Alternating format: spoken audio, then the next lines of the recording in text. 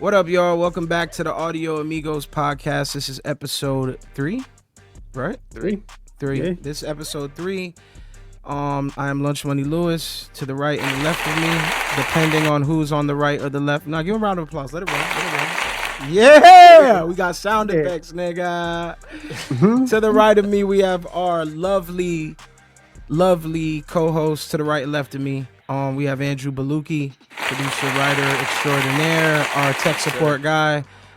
He is, that shit's so loud, I don't even know if they can hear me when he says it. But anyway, we have Andrew Baluki, producer, writer, tech support. You know, for all things tech, we talk to Blue. To the left of me, we have producer, writer extraordinaire, Jeremy Coleman, Baltimore's finest, J. Mike. And I am once again, there you go. Lunch Money Lewis, and this is the Audio Amigos podcast. How's everybody doing today? Luki, how's your day?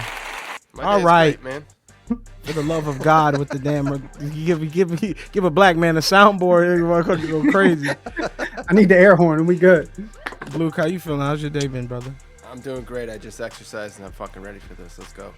I was supposed to play tennis today and I didn't. There was a tennis discrepancy in my house, but I'm playing tomorrow. You know, I didn't get to work out today. Mike, how's your day going? Man, it's great, man. Can't complain. We here. Let's get it. Yeah, but what else is going on? Tell us, regale us on your day from the day you woke up to now. Woke up today, did a little light workout. You know, it's like Saturday's recovery. How's the what you building in the back of your house again? Oh, I'm building a recovery room right now, man. This nigga's getting real money. He's getting real money. I had to get it now because Wayfair having these sales, so I got like a crazy cold plunge coming, and I got a crazy sauna coming because that just shot show up. Bro, shit's gonna show up. It's gonna be like half the size it's supposed to be. It better not be. Yeah, be like a teeny cold plunge. You could put like one leg in the cold plunge. Nah, I need the big one. It's a big boy, bro. But it's like that's just more stuff. Like before a session, to be able to have a cold plunge and the contrast therapy in my house and shock my nervous system and be ready to go, it's like a cheat code. So that's what's happening this weekend, man. We making it happen. No, I love working out before sessions. It kind of extreme clarity. Yeah, 100%. Extreme clarity and focus. Get to the studio, get you loose a little bit. Good workout before you hit the room and sit in them chairs for 1,000 hours. But we got some good topics today. I want to start with a good one. I'll go last, but I want to know, today we're talking about, this is the first topic, we're going to talk about our best studio experiences. We've had some good, we've had some bad, but we said, you know what, we're going to give you some positive studio experiences, some stories. We've all worked with some quite interesting people and some interesting artists. Luke, you want to go first? Sure, fuck it. I keep telling you to go first because I'm not going to go straight to the black man because then it's going to be like some racial shit going on. Alphabetic. We're going to go with our brother Blukey first. Let's go, Bluke. Tell one of your stories. Oh, man. Well, I've had plenty of interesting studio experiences. I played pretty much every position there is. So from that perspective, they can be good and bad. Because you've been the guy like the engineer, vocal producer in a school full of rappers, and then Bluke's in there. There's 100 blunts going around, and like, you know what I mean? Excuse me, you can't put that there. yeah, exactly. Right. Can you please take your drinks off the board, please? Yeah, please. All right, fine. No, actually, one of the best most memorable studio experiences I had that like kind of exceeded my expectations was actually working with Chester from Linkin Park. R.I.P. Chester, one of the greatest rock vocalists to ever live. But R.I.P. Chester. I had the privilege of vocal producing most of their last studio album they did as that crew.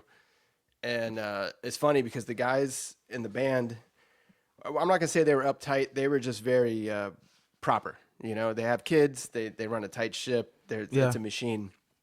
However, Chester and I worked together solo most of the sessions we did. It was just me and him in the studio.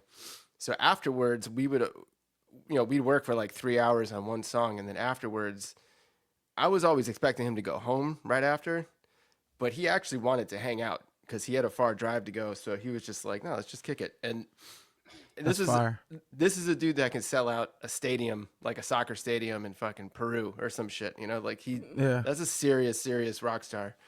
So I wasn't expecting him to be that like chill and personable, but I learned pretty quickly that he liked to smoke, right? And your boy's a stoner. So of course.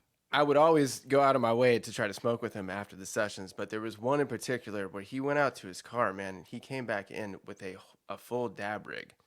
And I Ooh, he was went like, dab. You went to dab Landy on you. yeah, and I was Wow. just like, shit, Dabs with Chester is legendary. Keep going, Blue. I That's what I'm got saying. dabs with Chester. Hey, So I kind of in the back of my head, I was like, man, I can't believe this is happening. This is awesome. So yeah, he broke out the dab rig, and he's just like, come on, let's go. Your turn. Let's go. Let's go. You went dab for dab. Y'all went dab for dab. And then at the end of it, bro, I looked at him and I was just like, yeah, I told Kiki I was coming home 2 hours ago. It's like 9 o'clock at night. I got here at noon, you know, like I've been there for a while, but Yeah. after going dab for dab with him, I was just like, bro, I'm not a novice, but I can't drive right now. Nah. Like, Them do you mind if dabs. we just? And I was like, do you mind if we just chill for a second? Because I'm afraid I'm gonna like hit a stop sign or something Bruh, right now. them with my dabs car. are lift off. They're not like when Yeah. you smoke blunts or you smoke spliffs. Them dabs are straight to the moon. And it's another level too, because you can't just break out a dab rig in front of like the public. Nah. It's involves It's tools, a thing. you know, it's a thing. Was it the So wax? anyways, Was it the wax? Yeah, the wax. Full on wax. So Shout I out to was just like, Chester, dude, real I legend. can't drive right now. Do you mind if I just hang here for a second? He's like, of course, man. He's like, actually, there's a whole studio full of gear. All of our instruments are set up. Let's go fucking jam. oh I'm just like, wow, Wow. no way. No way. This is awesome. I'm like, of course I Wow. want to jam.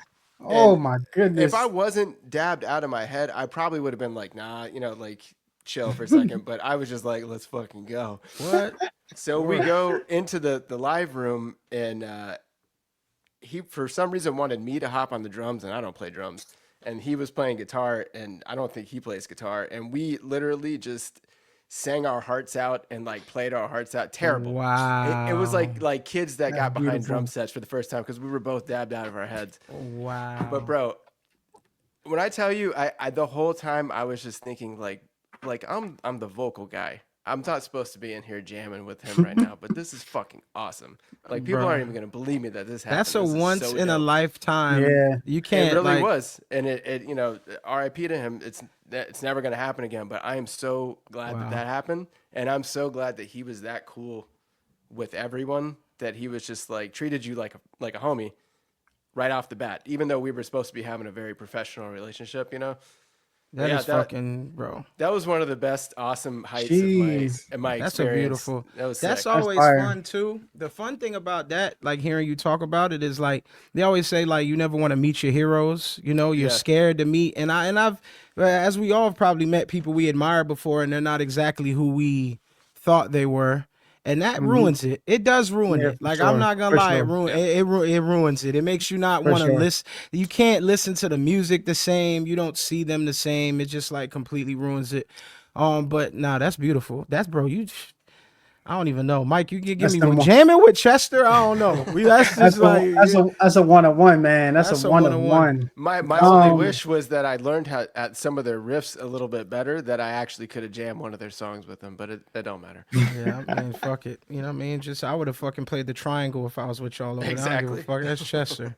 That's the man. Mike, what you think? What you would? I know Mike done had too many. Oof. It's so many like magical moments where I'm just like I'm rolling through the Rolodex right now. But I'll tell you one that I kind of like remember. I remember when Only came out, the record I did with Nicki Minaj, like the greatest female rapper of all time, Nicki. And she pulled up and played that verse at the studio. And Wayne, I never Drake all my life, man. I was like, what? Like I think like just like when a rapper completely like takes your beat to a whole different universe, I think that's like one of the most powerful things like ever. Like if you feel so justified in everything you do, like when an artist comes and they did what they were supposed to do over when that beat, when they nail it, and when they nail it and leave, and especially like she ate that beat alive and left no stone unturned. I think that was one of the most like exciting I think I've ever been in the studio, especially when the artists look at you and say, hey, this is the next single, by the way, and they play it for you. It's like different feelings, man. So that was the like magic words. and that Next went on to be a single. number one rap record and all that stuff. And that was like, And the first line she said were like, shit that like I cannot believe you just said that. Yeah, That's Yes, crazy. I was like, That's yo, amazing. you about to break. I was like, you about to break the internet with this one. Like, that's what I Nick is remember good. saying. Nick is good for that though. That record Yeah, is special too because that was Pink Print, right? yeah, That Pink was Print. Pink Print. Yeah. Because me and Mike also, Trini them girls, we got that album. We were around working on that album, and that Facts. record was always dope, but only because shout out to Teron. Teron wrote the chorus on that. I think it was Chris Brown, Drake, Nicki, and Wayne on that record. Like Yes. only Mike would get 4 or 5 of the biggest artists of this generation on the song. But She made Wayne she was like, I'm gonna make Wayne recut his verse when she played. Wayne did a whole new verse for her, yo. So it's like because how the way that particular she is. the way that song ran though was because like how they started their verses was like everybody. It was just so like it was a a movie. thing. It was a movie. No, that was a one. I don't know. I'm trying to think of one story. It's so many. Even though this is like, I worked with Gwen for a long couple weeks. Remember, I was like working with Gwen a lot, like Gwen Stefani. And I remember actually I was working with Gwen with Ammo, and like, and I remember just like there's certain times in the and like as a producer, a writer, someone you're in the studio with someone you really like admire, like Gwen Stefani. It's like Gwen, and I can't believe like there's so many times where I was looking at her while we were writing and working that I was That's Gwen like, Stefani. yeah, I can't believe it. Like you get these pinch me moments, like dog, Gwen Stefani, and then she's listening to me and cutting vocal. Like I'm telling her how to do a vocal, and she's listening to me, and she's like open to it. And she was the sweetest lady I ever met. Like super cool. That was one that definitely was like another pinch me moment. Gwen was, and just how sweet she was. Like I said, like meeting your heroes, like meeting Gwen, and she was super cool. I mean, even working with P before was crazy. When I worked with Pharrell, I was like super. The first week we worked, the first couple of days we worked, I didn't even want to like. I remember the first couple of days I was trying to show him how, like, you want to prove to people you work. You're there for a reason, but you have to show like you're worthy. And after we got cool because he fucked with me and shit. I lost it by the 5th, 6th day. I had to like fan out because I just had to be like, yo, where were you when you did that? And I remember how cool P was. Like I asked him every question in the world, every record that he made, and he was like super receptive to it, like telling me, when he made Excuse Me Miss, when he made this, when he made that, him and Chad. I was like, damn, this shit. That's a good segue into our next thing where we were talking about selling your beats, selling selling yourself in the studio. I ain't gonna lie, I'm good at hyping people. I like to like hype people, like, yo, you can't wait till you hear this shit gonna be crazy. And when you write and produce, you gotta gas your own shit sometimes though. No, You got to facts. I gotta put gas on it. I gotta get better at that for sure. Cause I done seen producers convince artists to cut mumbles. I see the producer get a huge artist. He'd be like, no, you gotta listen to this. This your next single. This your next single. The artist wasn't feeling like it, but he hyped that song up so much that the artist cut mumbles. And me, I just believe I'll be like, yo, I think my beats are so hard, they're gonna speak for themselves. But it ain't always like that. You gotta sell. I gotta get better at just selling. Yeah, no, you got to. You gotta sell it. No, 100%. It's an art to it. Cause sometimes I'm like that too. Like sometimes I don't like to. There's like a sweet science to it where you can oversell and undersell. But when if you don't feel confident in it, they're not gonna feel confident in it. Because if you could let them feel the energy that you're feeling. You know what I mean? They're like, man, they'd be like, you know what? Let me go try it at least. That's what I always say. Like, try the idea. You know what I mean? Like, you as a vocal producer, Blue, like just getting someone to trust the vision. You know what I mean? Psychology like, to it. Big Whatever time. It takes to get them to do it. Sure, it was your idea, buddy. Oh, it's always your idea. I always make the artist feel more. You know what I mean? You have to. You know what I mean? You got to make them feel it. Because, and I get it too. Because when you go into the studio with somebody that you really don't have a rapport with, like, why should I listen? I know you're here for a reason, but still, like, why should I listen to you? You know what I mean? So I want them to always feel like we're doing this together. You know what I mean? Like, we came up with this idea for it. Let's pull up that example we was talking about. We got YouTube on here. Let's fucking. Yeah, bro. You ever seen the Pharrell? When P, there was a specific thing when P was selling that beat to Hove in the studio, that Allure beat. He had made that shit right there and got on the phone with him. See, when you could get that phone going.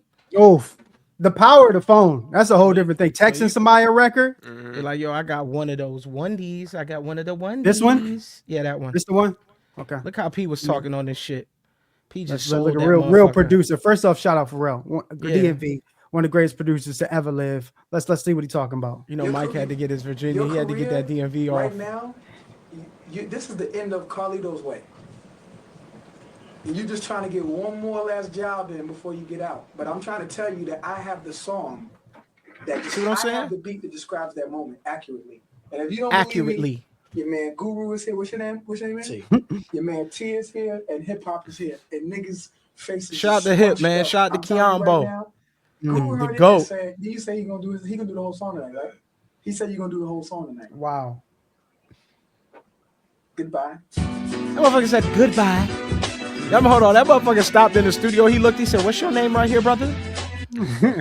What's your name right there? Where's that other clip, bro? This blackout. If you have not seen this movie and you're a writer, a producer, or artist, when Jay did the Black album, he did that. He did a documentary that went along with it. It's great. Yeah, it was amazing. Might be the most inspiring piece of producer content I've ever seen. Might be 100%. just like Timbaland, Praying Beats, Pharrell, Rick Rubin. It was just such a masterclass in production, bro.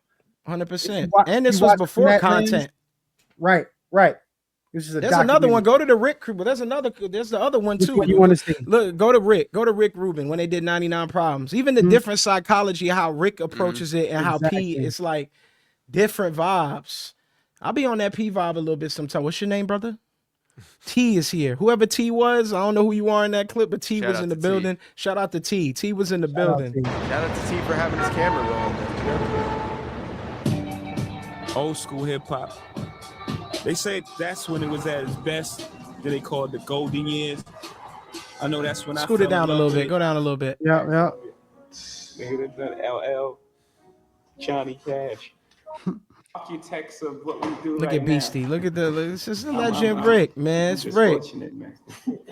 If you move down a little bit more. Yep. Yep, there you go. You sharp as attack. You some type of law or something, somebody important Or something. Well, we'll see how smart you are when the K9 come. There was a part, if you scoot down a little bit more. Oh, there you go, right there. Looking good, man. Might be it might be something special. Like where Rick talks about how he's gonna start the song. That's when he's getting a haircut. Rick style shit. Yeah. I wanted to take it on some. Yeah, while he's getting a haircut, right? Oh no, back the other way, back the other way, back the other day, other way. They don't know about my storytelling. Other way. He's getting a haircut. Back another way. You gotta go back the other way. Yeah. Down. Hold on. I'll tell you when. Oh yeah. Back in the game, right? Yes, so. Yeah. Apparently so. Oh, right there. Go back. Right there. A little bit before. Right there. With a little bit before. Let's get the full convo. There it is. Yeah, because I want to feel in it. Yeah. I'm thinking maybe we start a cappella with if you're having girl problems, I feel bad for your son. I got 99 problems, but a bitch ain't one. Hit me. See, them little right there. That's Come where on. you get the, you know what I mean? The visionary look.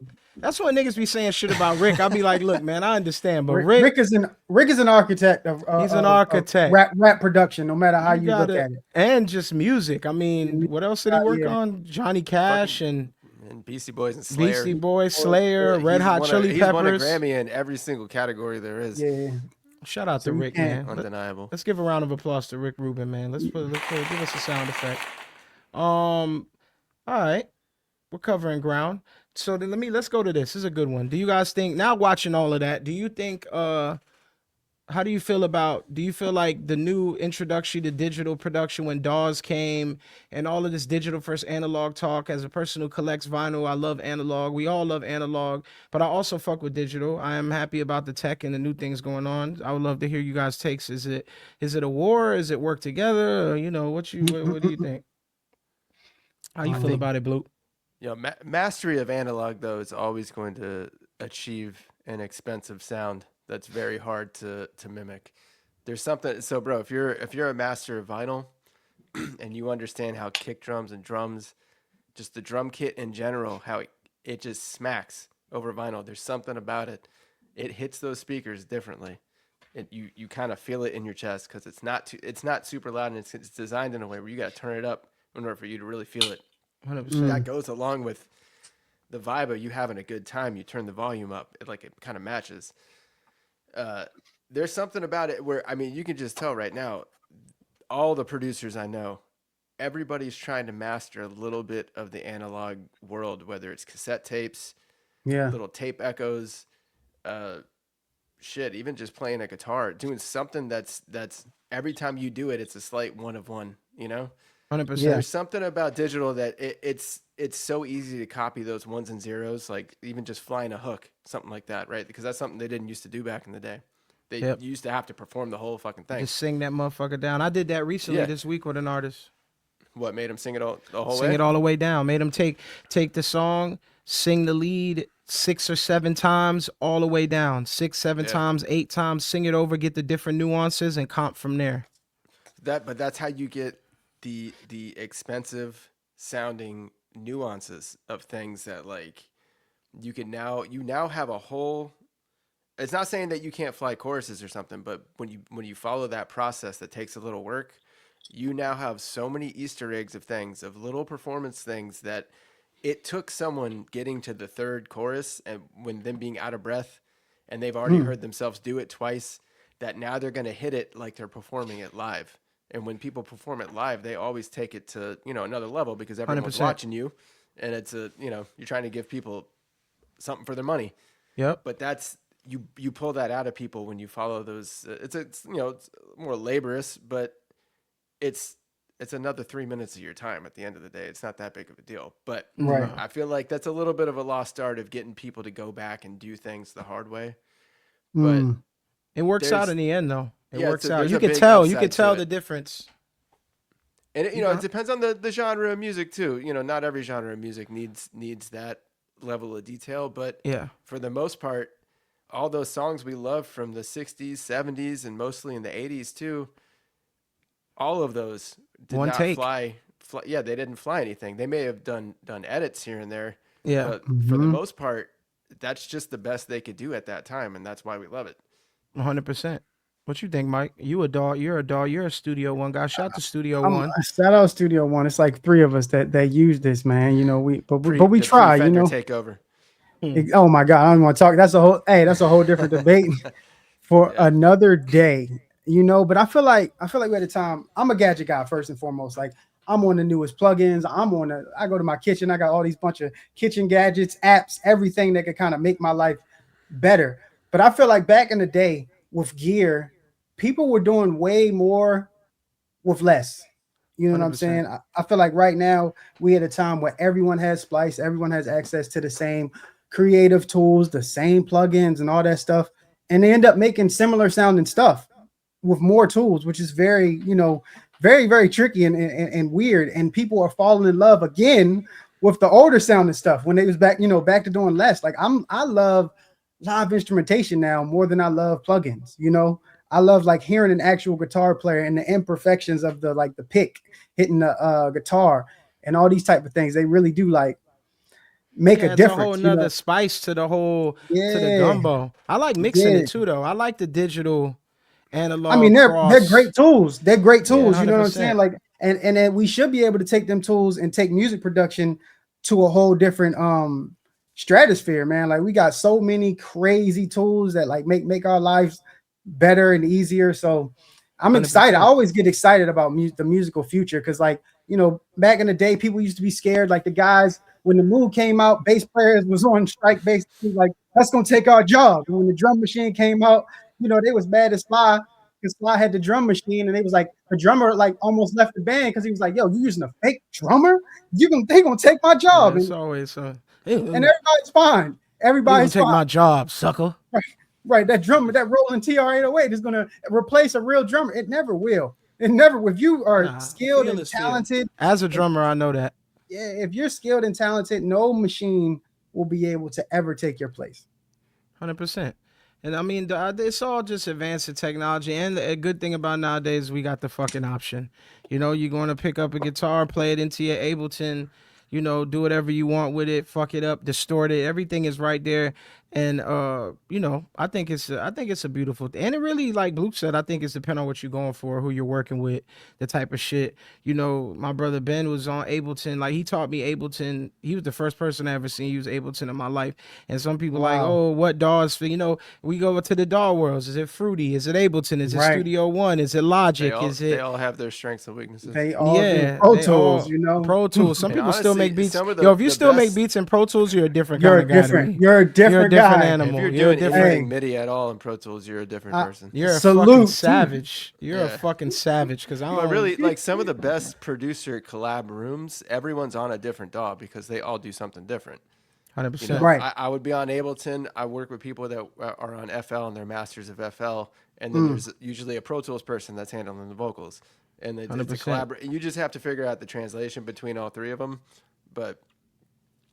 I mean, Ricky did all my records on. I ain't gonna lie. Shout out to my brother Ricky Reed. He did Bills in Pro Tools. He did Mama in Pro Tools. Ricky rules to that Pro Tools it is a dog, but I mean the way he uses it to make tracks is pretty impressive. Because I know there's a couple guys that's still in Pro Tools when they make tracks. This is Ableton.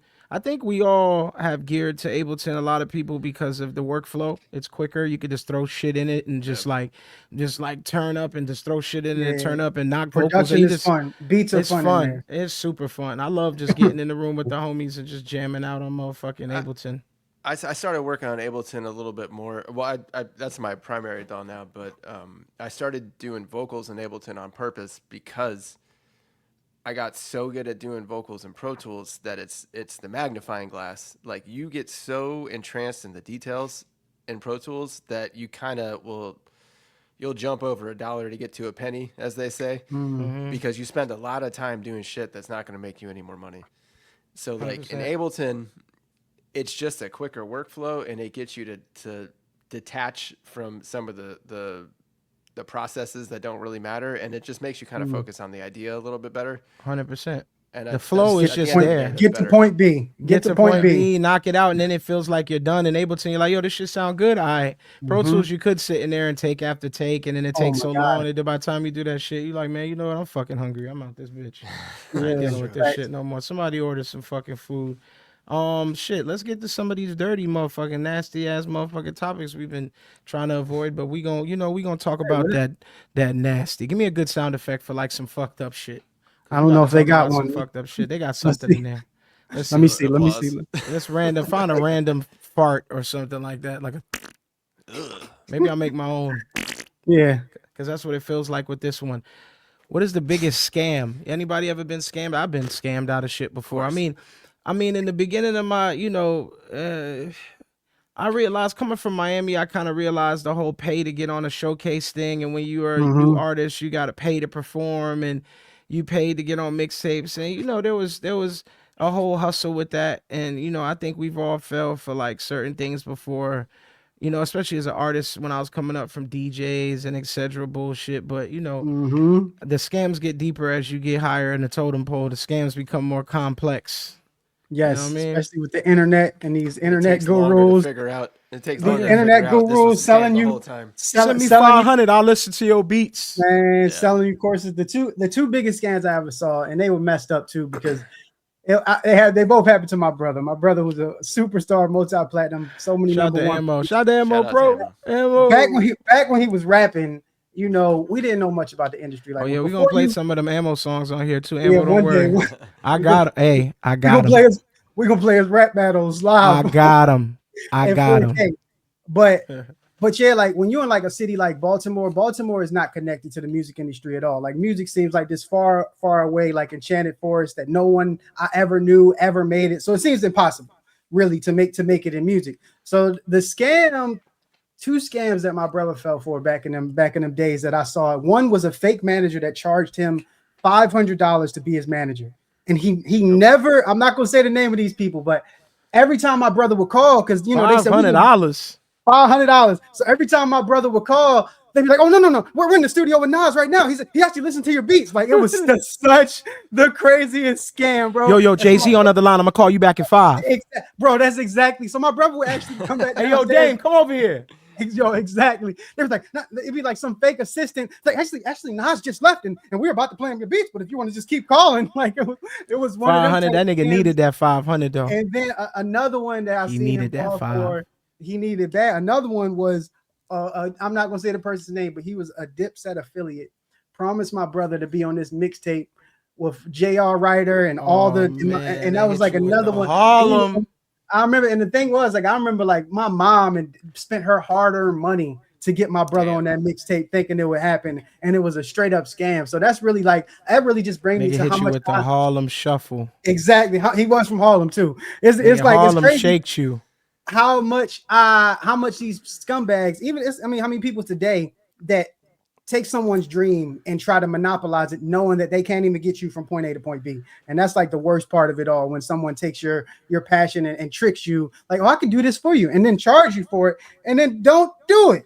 And we kind of and so yeah, those are two stamps I definitely saw, and definitely you got nowadays, you got these people who like, yeah, I'll show you 10 ways to make it in the music industry. Just buy my course. It's a lot of those nowadays. Just buy my course. So yeah, hey, man. Step one, don't pay for courses. Yeah, exactly. 100%. Ain't no fucking course on this shit. If there was a real course on this shit, the business changes so much. I mean, to all aspiring producers and writers and people who listening to us coming up in this shit, man, this is a learn on the job type of industry, and this the Wild West, and don't let anybody try to tell you, they could, like, you got to pay them to, what I mean? Like, that is just, it's also it's cap. Just keep in mind too, everyone including the scammers, have been scammed. 100%. So if it happens to you, it's inevitable. That's how they learned how to scam them in the first place. The scammers had to learn from somebody. Yeah, they did. 100%. I'm gonna sell you this course. I mean, I want to know where that course is at. Shit, them niggas shit wasn't around when we was coming. Ain't no motherfucking course, But it is a networking. Nah, it's just a network. It is a networking industry, man. It's all, they say it is who you know, and it's absolutely, there are people out there you can meet if you're talented enough that will change your life and shit like that. You know what I'm saying? That's facts. There's people out there that do pull people up and do shit with them and help them out. We all have people in our careers that has helped us along the way and got us to a certain place. Very selflessly shout help out people out. Shout out Kane Beats. Kane Beats did that for me. Yes. Shout out Kane. 100%. Shout out to our brother Kane. We ain't gonna regale those Kane stories, but that's my brother right there. We're gonna keep it all the way. But shout out to Kane Beats. Got my first placement when I was 18. I can shout out Sean Barron. Shout out Sean Barron. Sean Barron showed me he was a person in the industry early who got me cuts early. Sean fucked with me early alley boy, early, you know what I mean? Super early, That does so much. Before I had a publishing deal or I had anything besides my friends, of course, the people was in front of me, but somebody who actually had a job at a label that was like, and shout out to my boy Danny. I met Sean through some whole other like Harlem, Upper West, you know what I'm saying? LES, New York shit, but shout out to Sean. What was another one we came up with? A good one. Oh, it was our families. One thing about this podcast, we all have family that have been in music or played instruments or some form or fashion of music, and it affected our lives, whether it inspired us and let us know that it was possible, or here or there, but Blue, how do you feel? Shout out to Cyrus, shout out to Newfound Glory. Blue, how was that growing up with a brother who was a dope ass drummer? Well, I mean, talk about at least letting you know it was possible. Because as you know, making it out of South Florida, if you're a band, making it out of South Florida is tough because you have to tour your way out.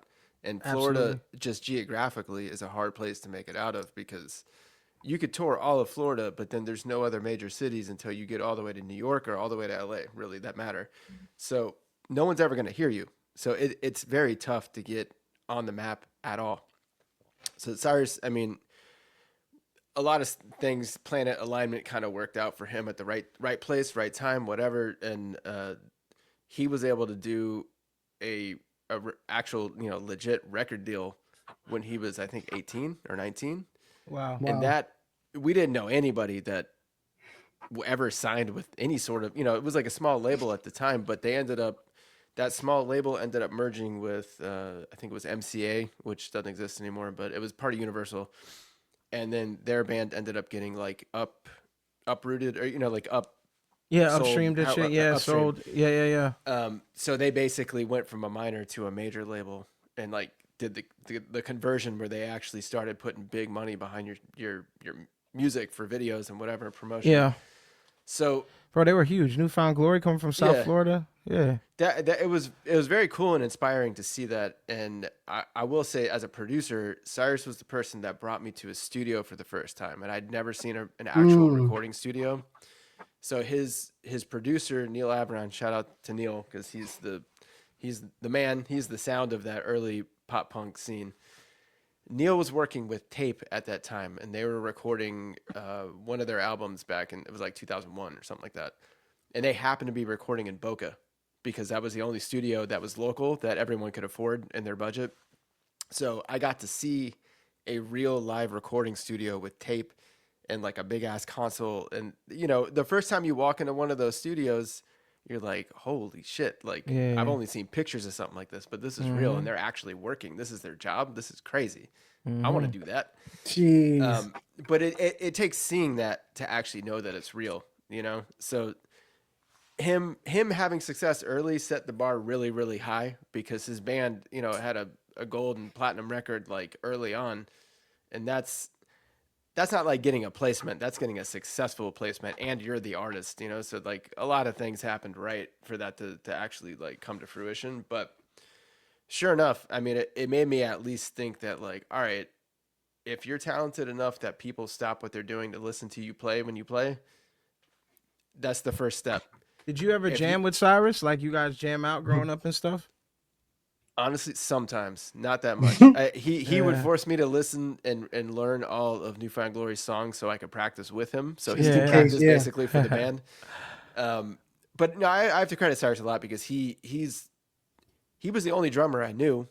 And there aren't a lot of, like, if you're trying to start a band back in the day, you know, there's only one dude that plays drums. Because only one person can afford a drum set and only one person actually has the space to practice drums without driving their parents and their family crazy. Yeah. So like a lot of things got to be going for you in order for you to be a drummer. So I was fortunate enough that he was a bedroom over and we could just jam together. And our parents were obviously like, I don't know if they were happy about it, but they tolerated it. What can you do with it at that point? How did it feel the first time you heard your brother on the radio? Man, I just couldn't believe it.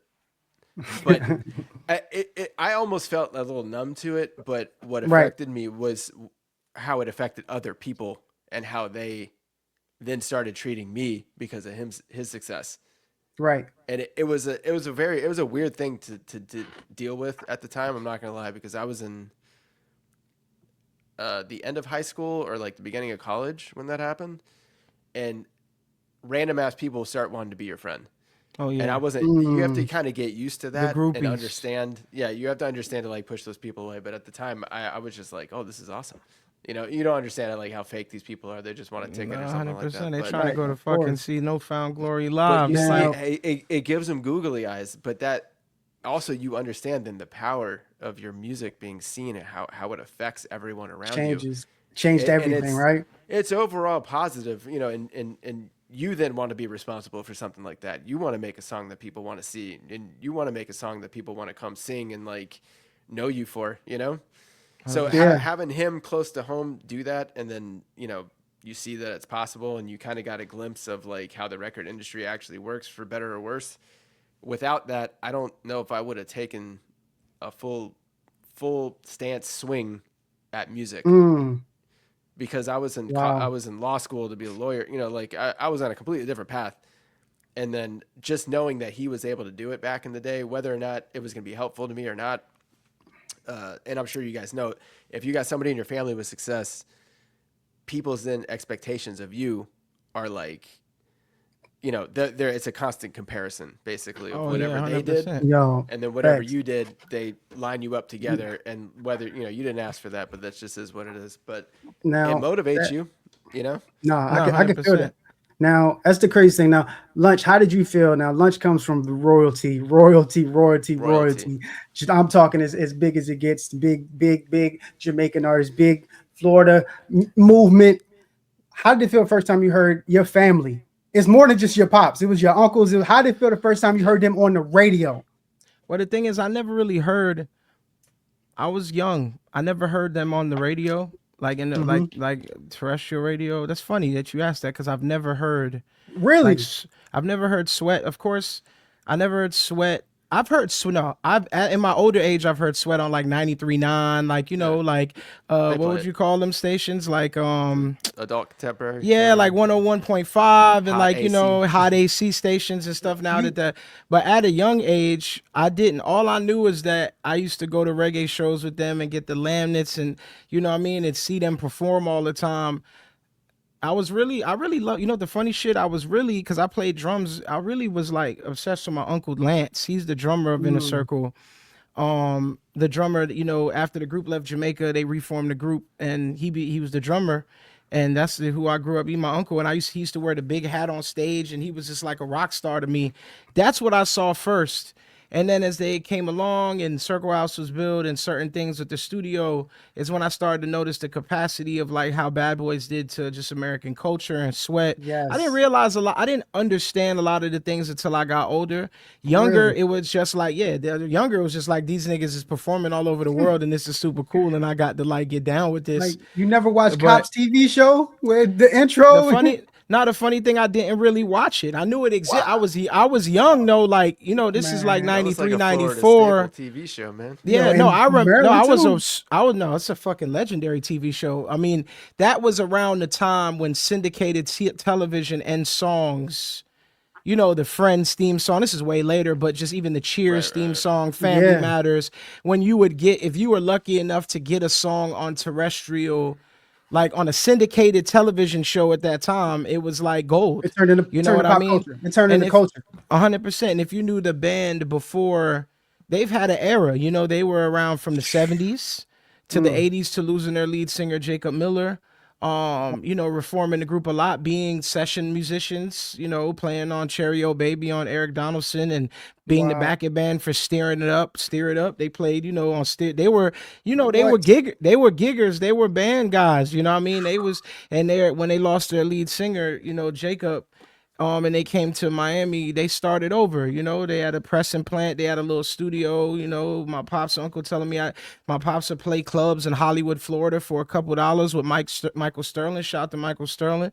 They had to reshape the group. And then, by the time, they end up, shout out to Craig, I think they did it with Big Beat, which was crazy later because when I did Bills, Craig wanted to sign me. He signed my old boy. Bad Boys came out under Big Beat, the Bad to the Bone album. So it's just crazy how like it operated. But I didn't really. I was one of those people where I was like, when I got old enough to understand, of course, like I was a lucky kid to be around music and studios and things like that super early.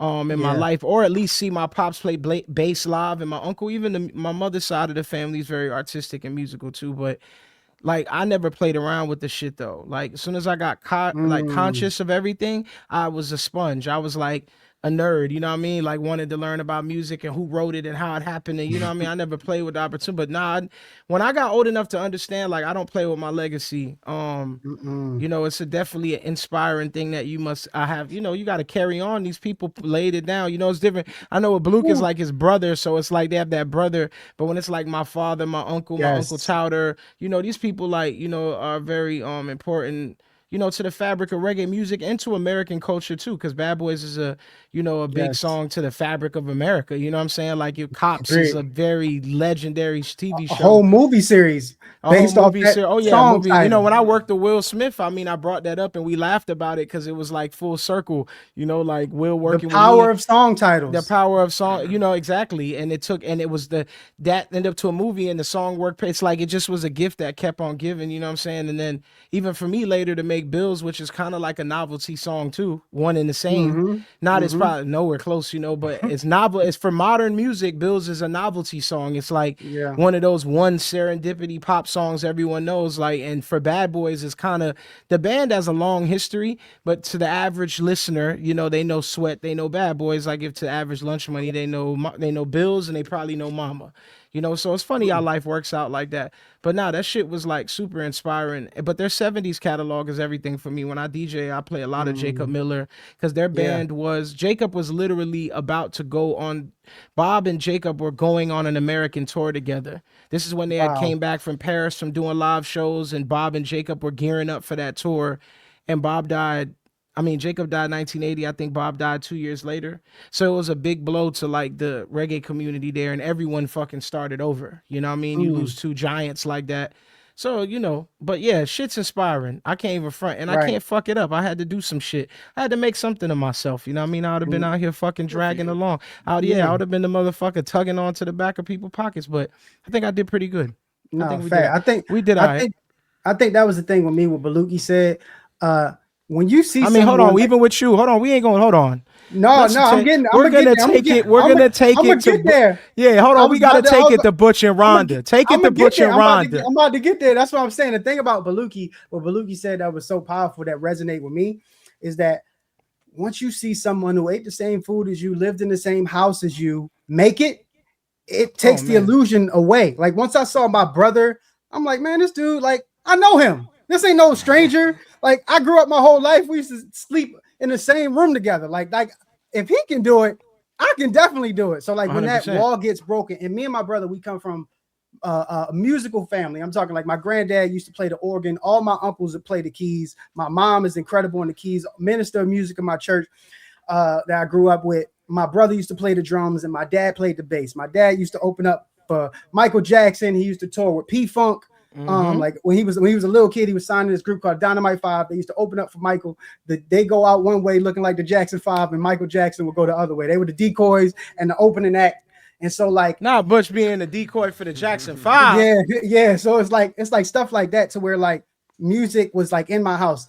And I used to try to stay away from it. Like I never wanted, like I know my dad's dream was probably to have all of us as a band. Like yeah, exactly. That's like the dad. I know it's my dad's dream, but I would never give them like I would never do it. Yeah, exactly. That was his goal. Like, but I would never want to do that stuff. I was like staying away. And then like the first time I made a beat, it changed everything I ever did in my entire life. I was like a little sick because I was like, yo, this is what I want to do for the rest of my life.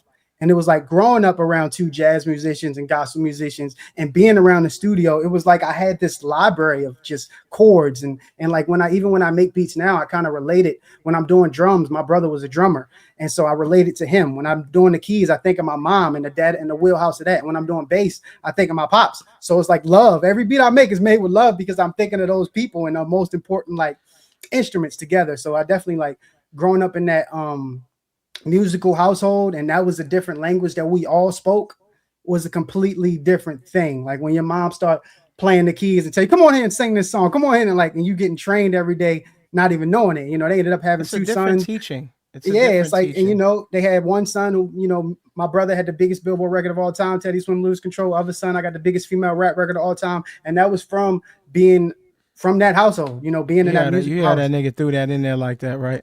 You know, the biggest rap record, the female rap record of all time, no big deal. But you know, that was from the musical house. So I think like growing up in a musical family definitely had its advantages, and that's why I'm always siding with creatives and always gonna be pro musicians and never, you know, I love the music process. I love the creation process and jamming. That's one of my favorite things to. I mean, shit. Your mama had Ammo and J Mike, man. That's a serious combination, 2 for 2. Man. That's you know, So yeah. No, go ahead. My bad. No. Let's get to it. What you was? But to conclude that, you know, we're all blessed and lucky that we came around family and music. And look, it ain't always pretty, but you know, no matter what kind of you have to carve out your own niche and, you know, take care of your shit and keep the shit going and don't be out there looking like no damn idiot. You know what I mean? And they're hard. A lot of times they're harder on you because they know what greatness is. My mom and dad were harder and less, like, you know what I'm saying? Because they know what the standard is in musicality. So they were 100%. Really, you know, it wasn't easy. My pops and my uncle and them would always, I mean, they was, you know, they would always, what key is that song in? It would always be some type of quiz and stuff like that. But, you know, definitely you have to hold your own and carve out your own name and you know, in the stone. You know, you got to make your own way and still use all that energy to create your own. And, just take it with you everywhere you go. Right. But Because let's, no, go because ahead, not Mike. really as much.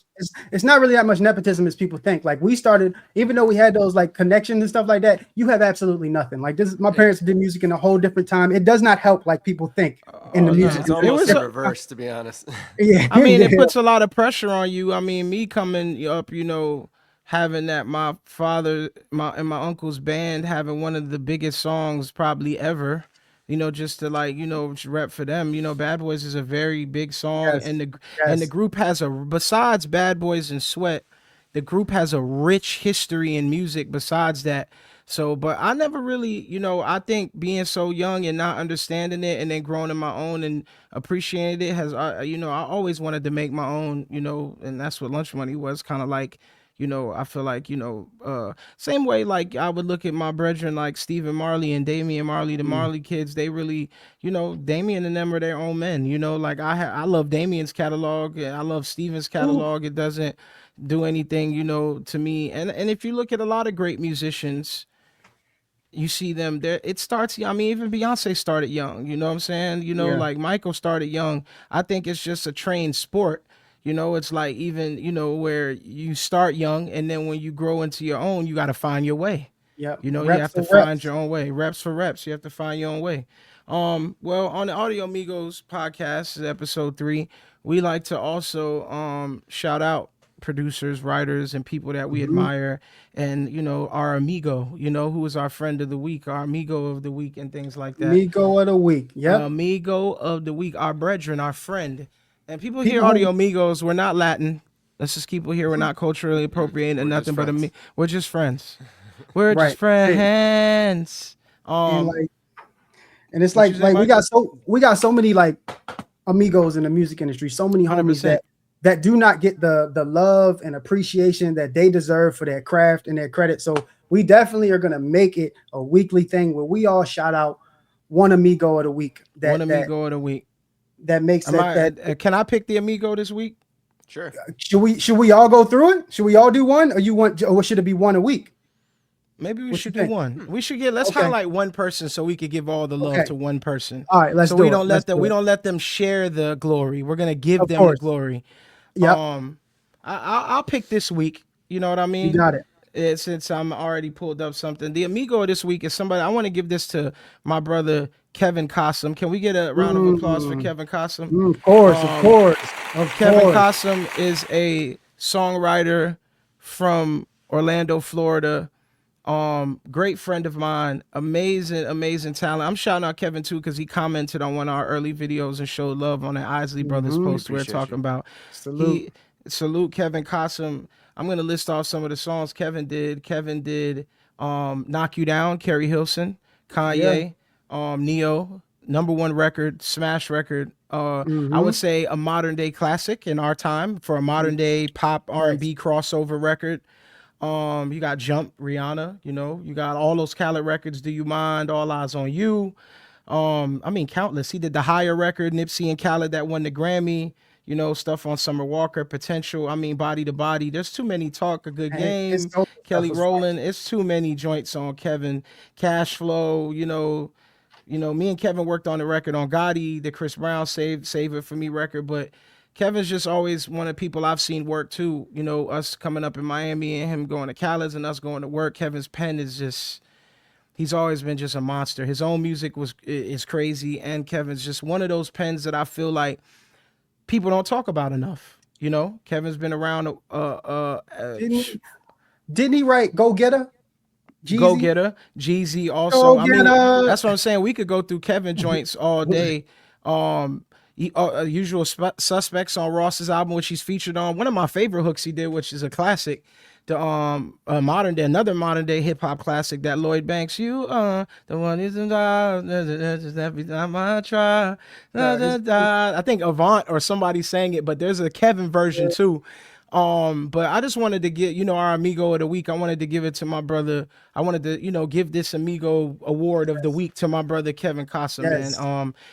shout out to you and continue the great work. I know he's on the new Chris Brown album too, and Kevin's just a person who's always gonna pop out with a new smash. R&B savant, just always gonna come out with something he's just always gonna be doing some shit. So I just wanted to give our amigo, the amigo of the week is Kevin Cossum. Kevin Cossum. Shout out to Kevin Cossum. So how y'all got sessions coming up this week? Y'all working? Always working, man. Rapping 2 records. I did a grueling 3-day fucking. Go ahead, Blue. No, it's a couple songs I'm doing now that are like started them from scratch, wrote them, recorded them, produced them, and I'm also mixing and mastering them. Like, so straight to the last final boss of Spotify, like directly from an empty session to upload. It's nothing like that finish line, bro. Actually, you know what? Let me ask one more question before we get up out of here, because we only have 54 minutes. We got 5 more minutes. Let me ask one more question. So what's one song that y'all wish y'all would have produced? You hear it on the radio. It can be from the past. It can be from present day, that every time you hear it, like, man, I wish I produced that record. And you know what record I love? I'm going to say a record, Adorn, Miguel. Oh, every time I hear Adorn, Miguel produced and wrote Adorn, and it's just, every time I hear Adorn, it's just. Shout out to the 100%ers. Shout out to the artists that write their own music. Shout out to them every time. Salute. And the fact that when you understand that he wrote, recorded, produced, that was his idea. And just the way it sounds, like it sounded different than everything else at that time. Even the bass line is kind of weird. The 808 thing is kind of like the vibe it goes in the verse. But he caught a vibe off of it and just finished the whole damn thing. And, it is what it is. Now it's a modern day. I like to say the modern day classics. You know what I mean? It came back like a couple years ago and charted again, right? Like, no, that was the other one. Shout to Happy Perez. That was Short Thing. Miguel's catalog. Miguel is one of my favorites. Like, I know Miguel. He drops here and there, and he's somebody I would love to work with also. But Miguel is, coming up under my big bro Salam, who did, all the, him and J. Cole. He did the All I Want Is You. He did, Salam did How Many Drinks. And I just remember like hearing Miguel for the first time, and I was like, man, like just his vocal tone. To me, when I first heard Miguel, he was like, because I know people like to compare people's voices to people when they sound exactly like people. But to me, I like to compare to people when they make something their own. And the way Miguel did backgrounds and the way Miguel approached vocals, to me, it felt very Marvin to me. But not where it's like he's sounding like Marvin Gaye or trying to sound like Marvin. But it's those very like those vampy, like ethereal backgrounds that he does. Like even when you hear Girl with a Tattoo, like Marvin used to do those beds, those big background beds, and he would sing over it. It just felt lush. And that's what Miguel gave me without sounding like Marvin, which I think a lot of people like to do. They compare people when they sound like people. I like to compare people when they give me the energy of someone, but they make it their own. And Miguel figured out how to make his own world for sure. 100%. One of my favorite clips of Miguel that I don't know if you've seen it, but it was like a viral clip when he was on Making the Band. And you could it wasn't even Making the Band. It was the other show. I forgot the name of that shit. They was hating like a. Hold on, pull that up. They was hating on Miguel like a motherfucker in that show. Hold on, watch this. Every time I watch it, I'll be like, they was. That's how you know people hate, bro. Here's Miguel, one of the best vocalists. He came up in there and watched. He was smoking their ass. Oh, here we go. This is the dude they bringing in. Look at that nigga with the hater handshake. Just seeing him come in, I was just like, hold on, Mike, go back. Look at the hater handshake. You got to pay attention to the hater handshake. Let me tell y'all something. This is when a nigga hating on you off top. When you walk in the studio, go back. When you walk in the studio and a nigga shake your hand like this, watch. Look out for this dap. That dap right there when the nigga look away. Look away. Hold up. Look at the hate. Yeah, the nigga look at the hate. You can feel it in his arms. Like I was just like, yeah, he's cool, bro. He's cool. He's not Eddie B. Look at this nigga. He's not Eddie B. Look at the hater. Look at the hater glance. Nigga like where we started. I popped in this demo and it was our song, but it wasn't us. Miguel was smoking their This is ass. how he Listen. smoked that demo. Oh my God. Look at the hater stance. Pause it. Look at the nigga hater stance. Go back. Look at the hater stance. This is a hater stance. 2000s R&B hater stance. Go back. The nigga got the underarm. Look at the hater stance. Look at that nigga. Look at the shape of the hater stance. Look at this, bro. It's an album Hating cover ass for nigga. hate. Let play me. Watch Miguel. Play it. Play it. Look at Look at Miguel him smoking crying. their ass. Girl, I feel like I could spend forever with. Smoking their ass. He's talented, but it's like Eddie's song. She said it made her want to throw up. This is what hate He's a great vocalist, but what the hell is he doing? That nigga Mike said this is what hate looked like. Voice, but I'm not impressed. Not impressed. I'm Miguel. Not you with that head wrap on talking about you ain't impressed. She put her hand. Hold on, go back. We got another hater. Look at hater pose. Look at the hater pose. That's a hater pose. Look at this nigga in the back hating from the window. Why are you at the window, bro? Miguel was in his own world. He didn't even care, bro. That's what I love about Miguel in this clip. He is unbothered. Bro, let me explain something. Miguel knew he was that nigga. He knew he was the shit. That's when you got that confidence. I'm coming here. I know I'm smoking y'all boots. You think I give a fuck about what y'all talk about? Better than y'all. And he cut the same record they cut. He was doing She about to cry. It just ain't thorough. That's hater. That's haters right there, bro. That's a hater, right? That's the purest form. Anybody who know they walked in the studio and niggas was acting like that. When you know how many times I've walked in the studio and played shit and the artist is feeling it and I could just feel. Sometimes I've showed up and you could smell the salt in these niggas just giving you fake daps. Hey man, good to see you, nigga. You ain't happy to see me, nigga. Bro, you ain't happy to see me. Yo, it's been you play beats for artists. Sometimes it'll be 4 producers in the room, and y'all just passing around the aux cable, and you can feel the hate when the artist say, "Yo, I feel that one," and they trying to, it's war. It's war. You know, nobody ain't trying to. Nobody ain't. Smiles. 100%. They smiling. Hey man, your shit dope. Niggas, I like that. That was good. Let me get your number, man. Let's connect. Nigga ain't never finna call you. No. Ever.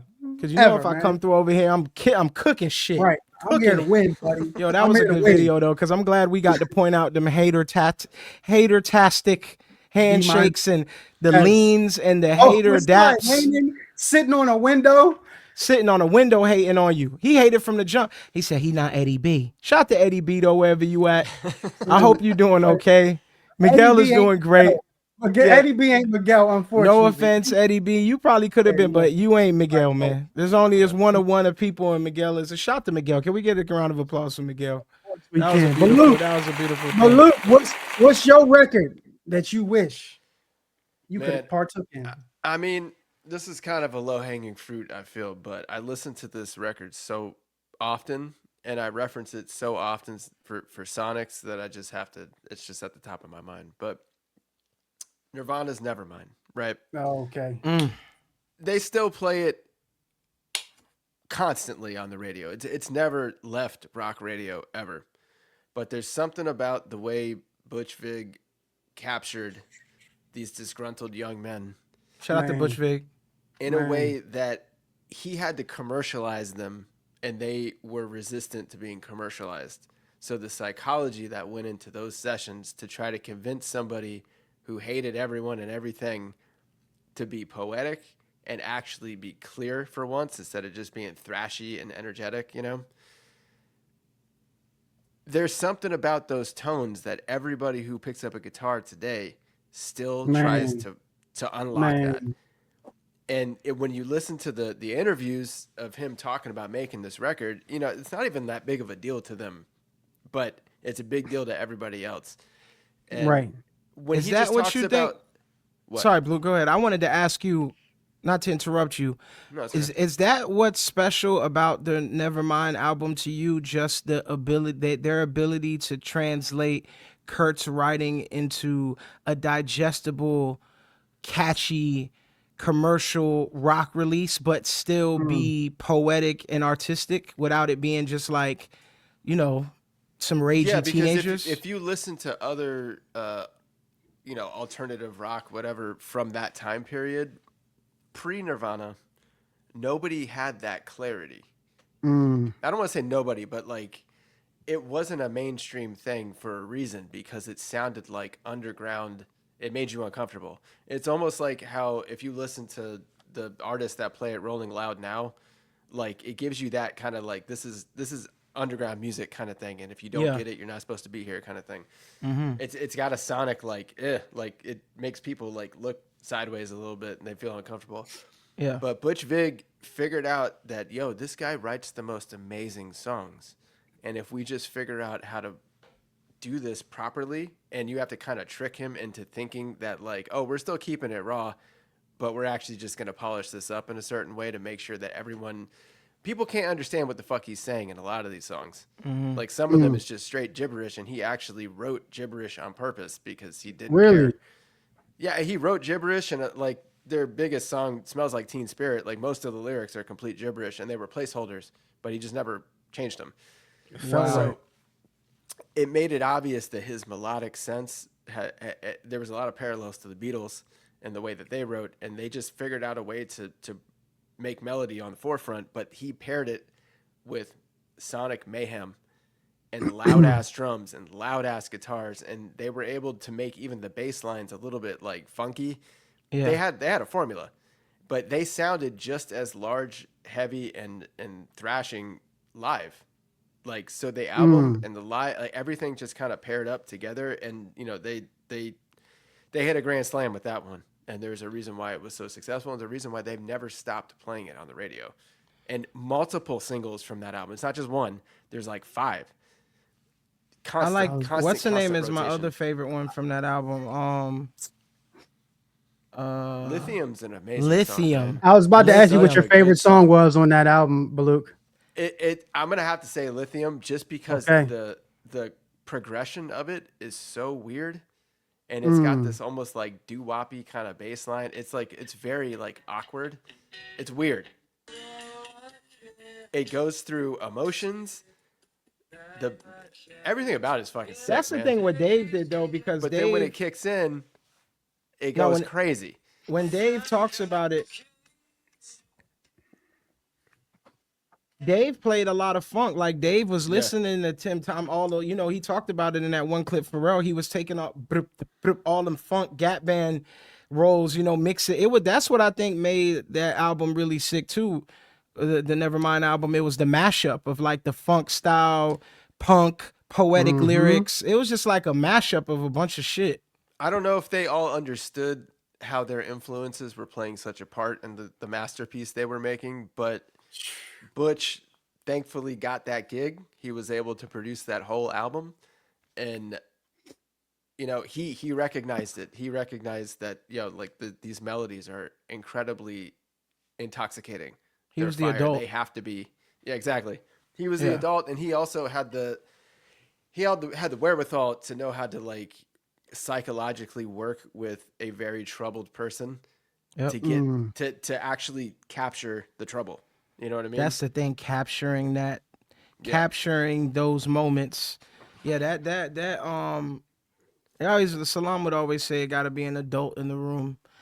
There has to be one. Whether or not they're the announced adult, somebody has to be. Somebody has it. That's a key to all the younger artists too. Don't think you can't get some of us. I'm not gonna say us, 'cause I'm not super old, but some of us elder statesmen or people who've had a little more experience to be around you guys to kind of like, build off your, because you need somebody, you need an adult, you need one person in the room is like, yo, maybe you should, or maybe you should do this, or maybe just tricking them into doing things and capturing. It's like, all of this stuff is capturing moments. But that's a good one, Blue. That's powerful. A really good one. I picked up from that process and listening to a lot of those interviews, how you basically, as a producer, your job is to make whoever is performing at the time, whether they're on the mic or guitar or whatever, you have to make them sound like they've never heard themselves before. You have to make them feel like they're capable of anything, and that you're the safety net that no matter what happens, it's going to sound good. Me as an artist, I love working with people like that. 100%. Even me I love as an artist throughout my career, creator, I love working with people that make me feel confident, because then I feel confident and I feel like I can deliver. Gotta make you feel 1,000,000 feet tall. Gotta make the artist feel 1,000,000 feet tall. I feel like I could deliver. I could deliver for I could deliver for myself. I could get my point across. You know, I feel confident, and that usually brings it back. And I feel like it translates back to people I'm working with. Like we all are feeling like that energy.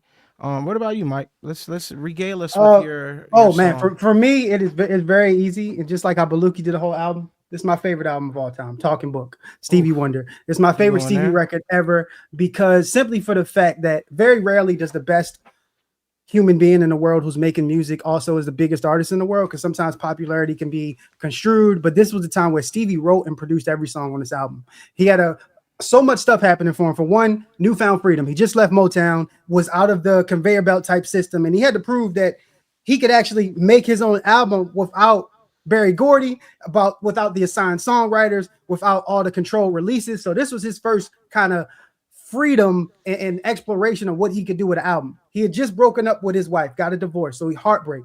The Black consciousness, we going into the 70s. So that was a movement and feeding him into making this album.